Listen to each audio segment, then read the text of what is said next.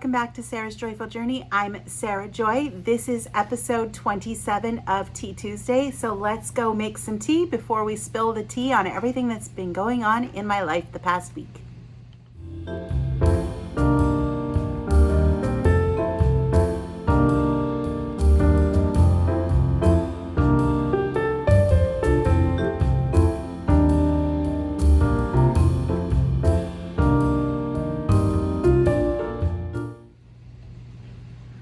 So the tea that we use today is my Harney & Sons Snow White tea that I got at Disney Springs. This is a white tea that's flavored apple. And I do have it in one of my Miranda Kerr Friendship Series mugs. I believe this one is it's called Violet or Periwinkle or something like that. It's beautiful purpley blue. These are my absolute favorite mugs of all time. Just the Royal Albert ones, the size, the shape, the colors that they use, just perfect. So let's go ahead and have some tea. I don't know if you can see it, but I'll try to hold it up. But there's butterflies in it. It's a nice, light, delicate apple tea.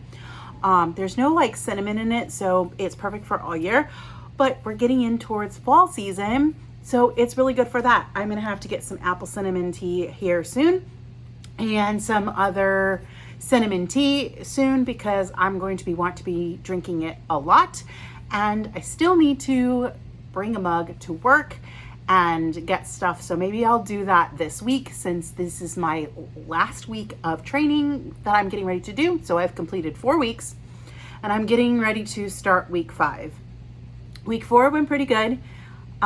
Did have my settlement hearing and we were able to come to a settlement. I'm not going to go into great details about that just because it's not really pertinent to this channel or my life, but we were able to get it resolved and I can now officially close the chapter on Disney. But yes, week 4 has been good. It was a lot of information. I'm still not feeling confident in the job, but I think that's a lack of experience at this point. But I still feel like it's going well. This next week, they want us on the phones at 8 o'clock, which is when our start time is, which is fine because we're allowed to clock in like 5 minutes early. I'm not really worried about that part. But I am getting nervous to go on the floor. And I got a whole week left on the phones before we move into the floor. Hopefully on Friday when we do our little graduation, they'll show us where our desks are. But I have met my team lead for my team, which is the Dolphins, a few times now. He came in and they did a meet and greet. I met him the week before, and then he came up and he was talking to one of the advisors who was sitting behind me, and I was on training and waiting for a coworker to finish up their call before we went to lunch. So I got to chat with him for a few minutes. He seems like a very nice guy. He seems very helpful, very kind, very easy to approach and ask questions. So I really like that feeling. So I think that will be very, very, very helpful. But I am starting to get more comfortable with like navigating through finding the information. Filling out the intakes has never been a problem for me.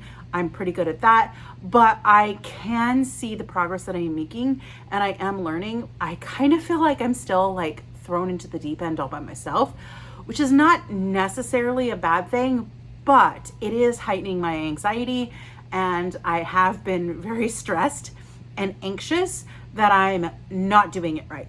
And that usually comes from a lack of confidence, and I gain confidence through doing it. So I wish I had a bit more feedback.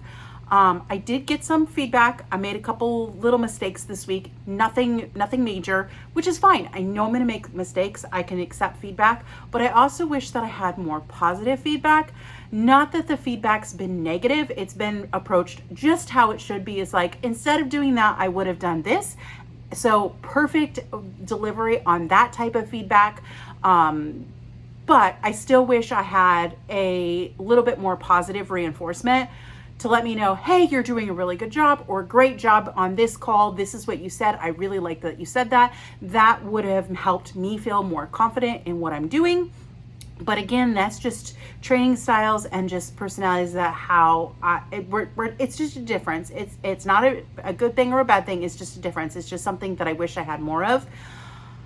because I depend so much on knowing my job to feel confident. I depend on knowing something to feel confident moving forward. So it helps to have, at first, I don't need it always, but it helps at first when I'm learning something new to let me know what I'm doing right too. Instead of just assuming I'm doing it right, but let me know. Just kind of give me that extra layer of encouragement and things like that. But it's gone well. So hopefully it will continue to go well. I did get reached out to by another place. It was by an optometrist who is interested in me going and doing a day and see if I would like to join her company or her little office. She works at Costco in the optical department here in Claremont. I don't know if it's part-time, if it's full-time. I know the pay is right around $18 an hour. So I didn't outright say no because I'm open to the idea of moving closer to home for the right opportunity. I have some red flags that I'm concerned about. She said there's no benefits, which is fine. It's not a deal breaker for me, but usually there's something to it when they're saying there's no benefits. I don't need them because I have them from retirement in the military. But it's still a red flag to me that there's no benefits. And then I couldn't quite get an answer if it was full-time or part-time. I have a feeling that it's going to be labeled as part-time, and then you're going to get full-time hours and they're going to work you to death, and it's going to be overwhelming. But like I said, I didn't outright say no. So she is willing to work with me. I should be getting a text hopefully sometime today. If not, it's fine. I'll call that chapter closed. But like I said, I'm not exactly hunting specifically for something new, but if the right opportunity came where I could be closer to home and the pay was right, I would jump on it. Just because that drive is long. It's not been bad, but it is long and it does soak up so much of my time. I'm excited to get to the floor in the regards of doing the 410s. I hope it goes well. I hope that it is something that I can continue to do to have the extra day off. I really see that being a potential benefit for just the overall life flow anyway. The days are so long, even on the 5 days a week, I don't have time to come home and really do anything. By the end of the day, after driving and being up, I usually get up at 5 a.m. and I'm usually not home till like 6 p.m. And then it's get dinner and then it's get relaxed, and then I try to be in bed by 8:30, 9 o'clock so that I can get plenty of sleep and get up and start all over again. It doesn't leave a lot of opportunity to record videos in the evening. Whereas when I was at Disney, I had my 2 days off, but I was also usually home by like 5 o'clock. So I could have a little extra time to build in, and that extra hour really does make a difference. And I'm hoping that because I won't be starting work till 10:30, I can still get up at 5 and I can take Ghost, because this whole month of training, I have not walked. I've done a little bit of stuff around the house and stuff like that, but I have not taken Ghost for a walk for a while. We have not been able to get that schedule work. So I didn't try to push for it because I knew it was a temporary 5-week thing, and that's really a blip. But I do need to get back to my daily walking. I need to walk him daily for his benefit, my benefit. And I think that that will allow me to do it because I can still get up at 5 a.m. Hopefully I'm not biting off more than I can chew. I think I know how many videos I can do. I think I'm going to be able to do 3 videos a week. I think they're going to be 2 permanent ones, and then 1 will flex depending on how much time I have and what style video I want to do that week. So T-Tuesdays is going to be a guaranteed. You will always see it on Tuesday. I'm always going to film it on Sundays ahead of time because that's what's going to work best for my schedule. And then there is going to be a meal prep video. I really, really enjoy doing those. Those are some of my favorite ones to do. We might try to combine it with a grocery haul. If you watched yesterday's video, that was my meal prep grocery haul / cooking trial. If you like that video, be sure to let me know that you liked that style because I could try to do more of those as well.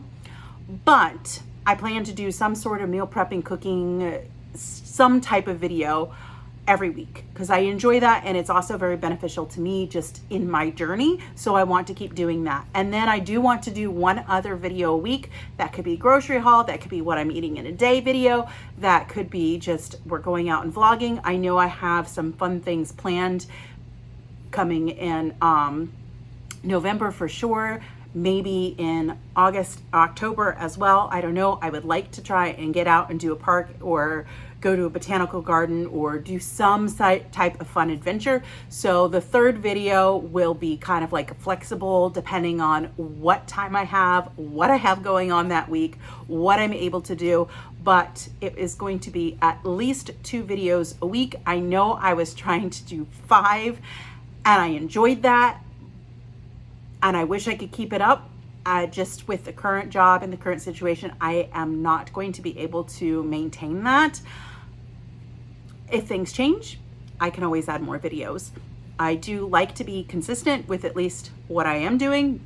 So 2 is good, and we'll flex with 3 or 4 depending on what I can do, because I also don't want to take my whole days off and spend the whole day filming content.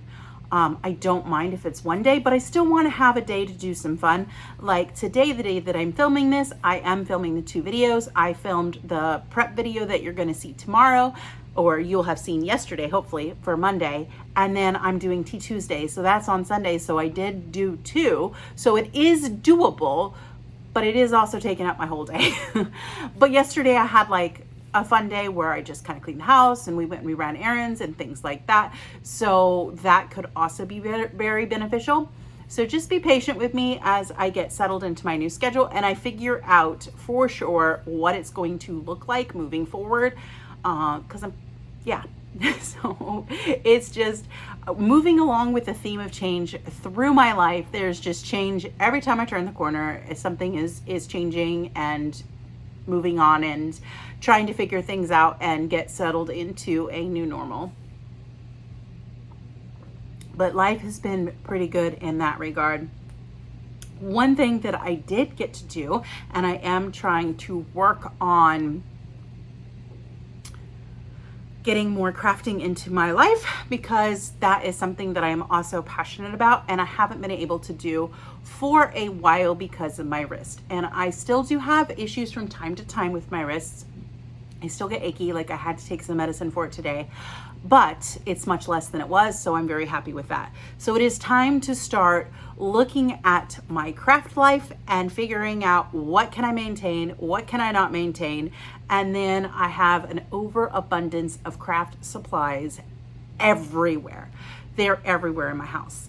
If you see my daily photos of what I am wearing to work, which I do want to keep up with doing that, you'll notice that I often take them out by my cabinets, which have my yarn and my fiber and all that kind of stuff. So that's in my solarium. I have stuff in the bedroom. I have boxes and bins in the bedroom. I have boxes and bins in the closet. It's literally everywhere. But I need to start looking at what I have and what I can realistically do. And I'm taking time to do that. I don't want to make a rash decision because a lot of this equipment has been expensive equipment and I don't want to decide not to continue and either sell it or whatever, or donate it or whatever without giving it some proper time. So I have started on some knitting. I started a new project and I'm super excited about it. I started it yesterday, and yes, I realize I have technically a sweater going. I'm not happy with that one. I'm just not happy with how it's turning out. It's almost done, but I'm just, like I said, I'm just not in love with it. So honestly, it might end up getting ripped out, or just not ripped out and just saying I'm done. I just don't want to use that yarn. I know it feels wasteful, but I literally bought that yarn like 6-8 years ago. The money's long gone.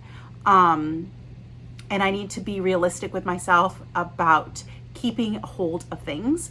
if I spend money on it, I tend to keep it. And even if I'm not using it, or if it's no longer of value to me or serves a purpose in my life, I tend to just like hang on to it. I don't know why. It's an insecurity of some sort, but I'm working on it. I'm learning to grow, and I go through this cycle every few years where I just like, okay, it's time to purge and clean and get rid of some stuff. So I'm in that cycle, but unlike the last time I did this a few years ago, I don't want to do it rushed. I rushed into it a few years ago when we moved, because we went from a bigger house, 5 bedrooms, 3 bath, 2,500 square feet, to a 2-bedroom, like almost 900 square feet, or is it, we're maybe around 800. I don't know. We're less than 900. I know that much for sure. So a very drastic size, and I got rid of a lot of stuff, and I got rid of a lot of stuff quickly. And then I'm not kidding, for a year or two, I kept looking for things that I didn't have. So I don't want to repeat that again. So I'm taking my time and really thinking about it, and I'm really evaluating like what is realistic goals for me when it comes to crafts. But anyway, I did start a new project, and I went out and I got just some cheap yarn because I didn't have the yarn that I needed. But the good thing is now that I've been in Florida for several years, I'm thinking realistic on what type of yarns and weights of yarns. I still love natural fibers, and I still want to take advantage of them. I can't always afford them, but I know I need lighter weight yarns. So I went and I bought some sport weight, which is a common baby one, but it's something that I don't have a lot of in my stash. Because I just never bought it. I bought a lot of most of my stash is either weaving yarns or single skeins of sock yarn. There's a few heavier yarns thrown in there, but not a lot. So I went and I got something, and I did start a new sweater. So this is the back, and it's absolutely gorgeous. This is what I did yesterday. I have not worked on it yet today, but as soon as I'm done with this video, I am putting on an audiobook I'm currently listening to. I'll tell you more about that in the book section. And I'm gonna knit at least 2 or 3 repeats of the lace. Let me go ahead, and I have my iPad, and I will pull up the pattern for you and just show you a picture, because it's absolutely stunning and gorgeous, and I cannot wait to wear it. I originally wanted to do it in like a gray, but I couldn't find it, and the only one I could find was this barely there pink, which is really, really cool actually if you think about it, because it will be able to function very much like a neutral, and it will be able to go with a lot of things that is in my closet, which also makes it perfect. I'm not going to go into too much detail into the pattern because it is a paid for pattern, but I will at least show you the photos. This is a pattern called Robin's Nest. So it is this beautiful lace and cable cardigan, which is a V-neck. And then I'll see if I can get closer detail to, so you can see the lace, and then it's got the cables that go down down by the side and up and around the neck. And there's some on the arms as well. And then there's some on the back, which is what I'm currently working on. So there's a little bit of cable detailing in there. I'm sorry that that is glaring, but that is what I'm working on. I do not have a time frame to finish it. I just want to keep working on it here and there. I also started a sock, which I didn't bring over because I saw this, and this is the project I want to work on. So that is what I am doing on that one. And then let me go ahead and look up the couple other books that I've read this week. I have gotten a lot of reading done, and some things I decided not to read. Let me look for the one that I did finish.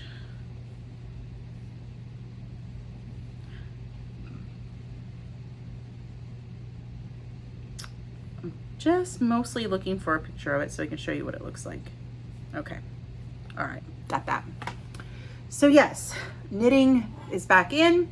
I do want to try to do some weaving. I just don't have time right now. So I'm giving myself for sure a year to see how much weaving I can get done. I have not done any weaving at all this year. And the last weaving project I did was probably a year ago as of this time frame. It was not long before we got Ghost, but we got Ghost in December, and then Ghost happened, and raising him, and then surgery happened, and injuries, and job changes, and I have not had a chance to get on my loom.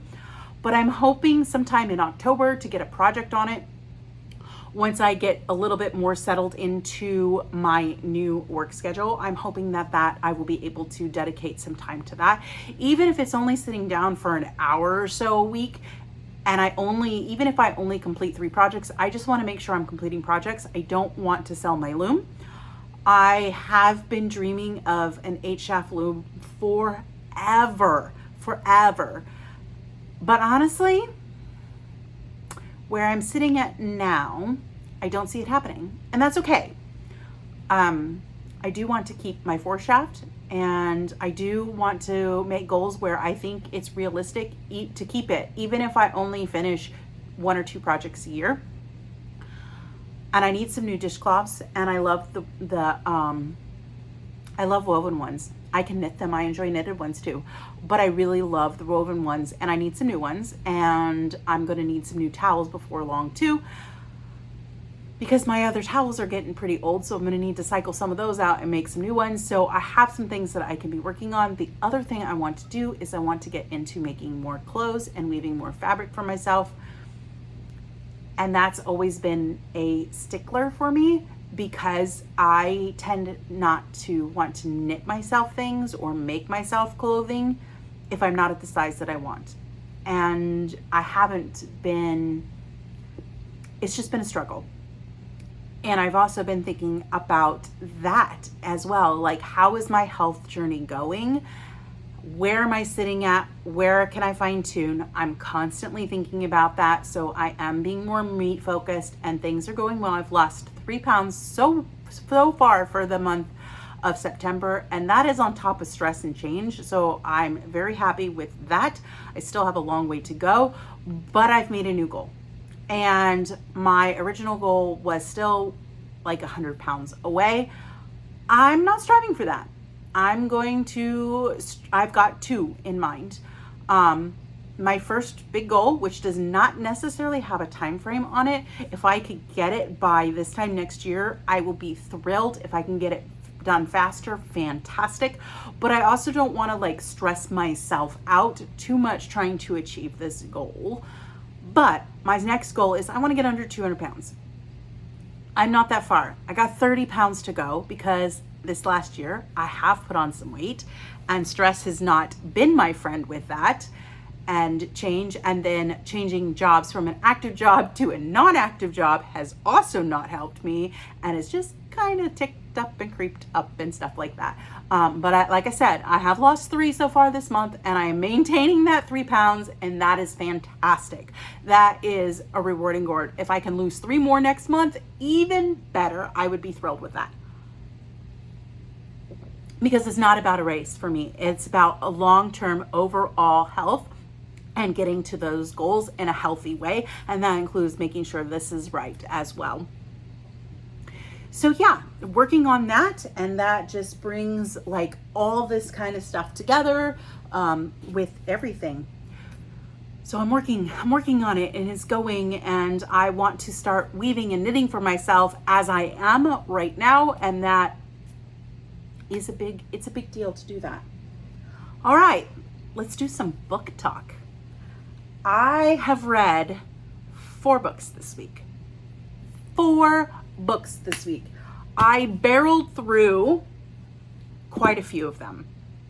Oh my goodness, quite a few of them. Some of them I did in like 24 hours on a work day. Like I started, okay, so after I filmed Tea Tuesday last week, I went up to Walmart and I got this book that I'm going to show you. This is called Once You're Mine, and this is by Morgan Bridges. This is a duology. There is a second book. I've already read that second book. I can't remember what that second book's name is. I think it's called Now You're Mine. Maybe it'll say in the front of this. Yeah. So this is Once You're Mine and Now You're Mine. I was looking at the back of this, and when I went to Walmart, and I was like, okay, this sounds really cool. And I was super intrigued, and I literally dropped the book that I was reading and decided to pick up this and read this. And I had it done by Monday evening. So Monday evening, I decided I didn't have time to go out and find the second book. They did have it on Kindle, unlimited, which was really cool. But I decided to go ahead and do the audiobook. That was my first venue into romance audiobooks that are somewhat spicy. And the guy's voice, fantastic. And I got that done in about 24 hours. So these were really, really enjoyable. They are a dark romance. It was kind of lighter. He's a stalker. I don't like I like my dark romance. Like, it can have those dark themes. I don't like it to be like too dark or too weird, because then it just gets creepy. But it was really good. I did enjoy it. Now, would I want this to happen in real life? Absolutely not. But that's the fun of reading a book. It's not real life, and you get to escape and pretend. So those two were really, really good. I did mention last week that I was trying to read the next book. It was called, I believe, what was that one? The Coven was the first book, and The Cursed, I think, was the second book. I did make it about 30 pages into the book and went, this is too much. This is too weird for me. I'm not interested in this. And I made it through the first book, but at the end of that first book, I was like, I don't know, this got really weird at the end, but I did manage to finish it. And then the second book picked right up where the first one left, and it was really, really weird for me. So I chose not to finish that book. It is not my style. It is still on my shelves over there because it's a beautiful sprayed edge, and it looks fantastic on my bookshelf. So it's sitting on my bookshelf to look beautiful. But yeah, so I did that one, those two. And then the third book that I did, hold on, I'm grabbing at my iPad. This one was surprising. I was looking for recommendations for audiobooks, and I was looking through TikTok, because where else do you find book information, right? Instagram, all that kind of stuff. And this one was recommended because it was done in duet style, which is the female main character and the male main character are always read by them. And I don't know, I didn't know what to expect. I kind of went in blind, but reading the back of the book, I had read the back of the book when I had actually looked at the physical book, and I was like, oh, I don't know, that one doesn't seem like it's going to be for me. However, when it got recommended as an audiobook, I was like, you know what? Everybody keeps talking how good it is. So I gave it a shot. This book was the best book I've read in a while. I was laughing so hard, I cried. So what did I read? I read or listened to, and I do recommend listening to it because that's where the whole story is just awesome.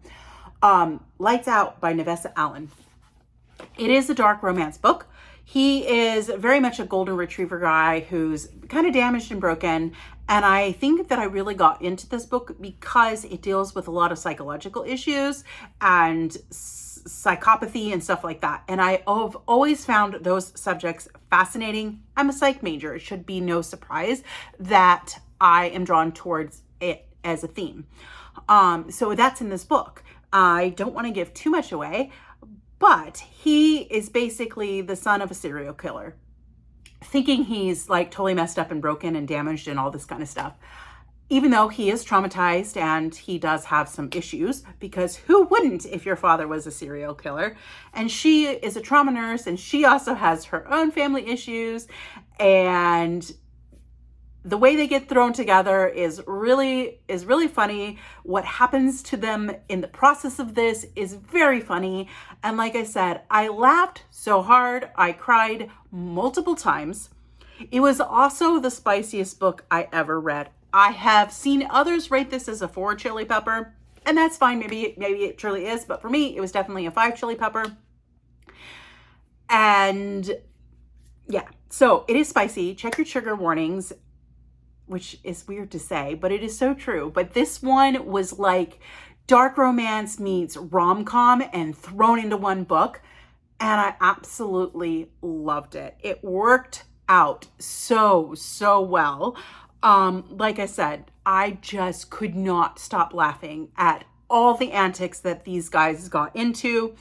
There's a murder in there, but it's not like a gruesome murder or anything like that. It's just how that happens and how they handle it afterward is just so funny.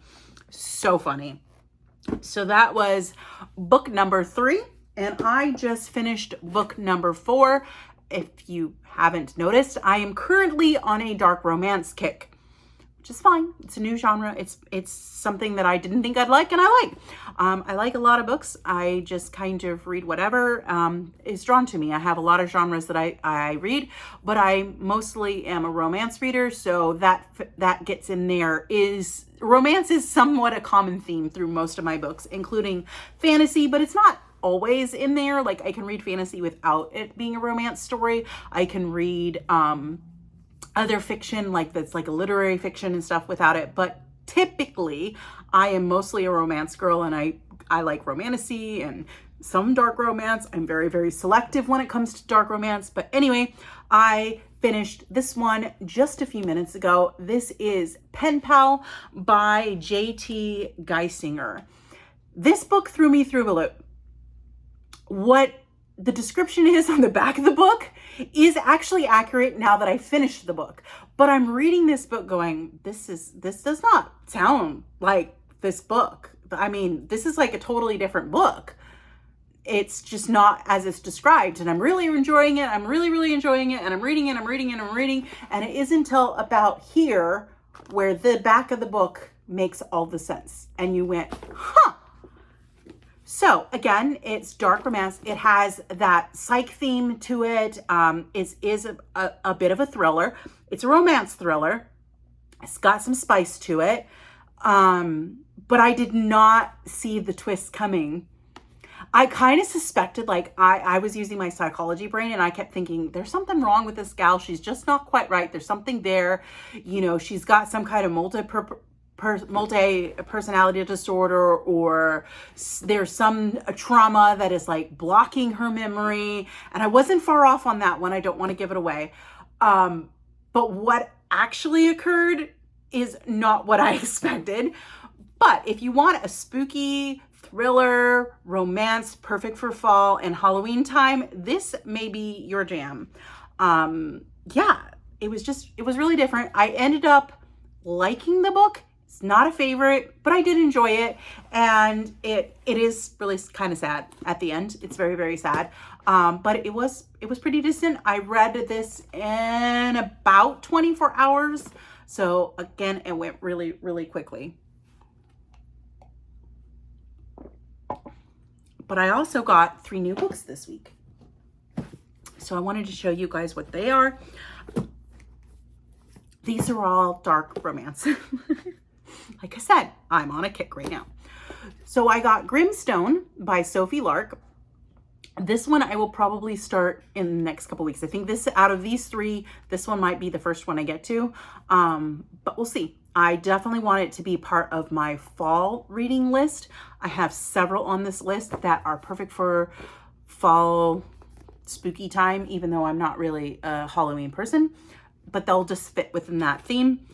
So yeah, this one seems like it can be pretty good. The next one I got is called Give Me Love by Corinne Michaels. This is from 2002, so it's not a super new book, but I hadn't seen it before, and so I picked it up, and it sounded good. And then this one, it keeps popping up on TikTok. I am not a hockey person. I have read hockey romance books, but this one is supposed to be hockey romance meets dark romance, and everybody keeps saying it's fantastic, so I figured I would give it a try. So I got The Pucking Wrong Number, and those are the 3 books that I got. And book buying and book reading are definitely 2 different hobbies. I have like 90 books that I need, physical books that I still need to read in my collection. I would love to have a whole library sometime. Matt keeps telling me no, that's never going to happen, but we'll see about that. It won't happen in this apartment, but you can never say never. I may end up with a library, which is considered 1,000 books. I have a couple hundred already. Some of them I will be trimming out soon too, because they're just books I'm just not using. Like there's a lot of knitting books that I probably will never use again, but that's okay. But I want to show you what my next read is going to be, and I'll read you the back because it's kind of actually perfect for this. This is a fantasy book. I've never read anything by this author. My daughter recommended another book to me that she heard was really good. It was called The House of the Cerulean Sea. So I do have that one, but I haven't read it. I do want to read this one next. This is Under the Whispering Door by T.L. or T.J. Klune. When I read the back of this, I went, this is fantastic and perfect. And so let me read it. It says, welcome to Charon's Crossing. The tea is hot, the scones are fresh, and the dead are just passing through. So it's kind of got that dark fantasy theme to it. But it says, when the Reaper comes to collect Wallace from his own funeral, Wallace begins to suspect he might be dead. And when Hugo, the owner of a particular tea shop, promises to help him cross over, Wallace decides he's definitely dead. But even in death, he is not ready to abandon the life he barely lived. So when Wallace is given 1 week to cross over, he sets about living a lifetime in 7 days. Hilarious, haunting, and kind, Under the Whispering Door is an uplifting story about a life spent at the office and a death spent building a home. So it had tea, and I had to buy it because it has tea. And it also is going to be perfect for that fall spooky time. So I'm super excited to read this one. I will start it probably later this evening. I do want to get some knitting done. So the audio book I'm currently listening to is also perfect for spooking time. It is called Heartless Hunters. It is a very popular book. I believe it's called Crimson Moth in the UK. It is going to be a duology, I believe, and the second book is coming out soon. So I am listening to that audiobook because audiobooks are great for knitting time. They're great for spinning time, which I haven't done any of that yet lately, and they're perfect for my drive. So yeah, I've listened to 2 audiobooks and read 2 physical books this week. I know I mentioned that I was reading The Honey Witch. I went back and I started trying to read it, and I just kind of lost interest in it. So that one's probably going to be a did not finish for me, which is fine. It happens. Not every book that you think is going to be good, by whether you judge it by the cover or you read the back, do you end up reading. I have, like I said, I have one that I bought the second book because I enjoyed the first book and it had pretty sprayed edges. So I bought that, but I didn't end up liking the book. So it's still on my shelf to look pretty, but it's okay. You don't have to like everything. Now that I have rambled on about books and life, how work's going in general, I will go ahead and I will let you guys go, and we will see you again next week to spill the tea on everything that's been going on in my life in the past week. I hope you have a wonderful and joyful evening. Bye for now.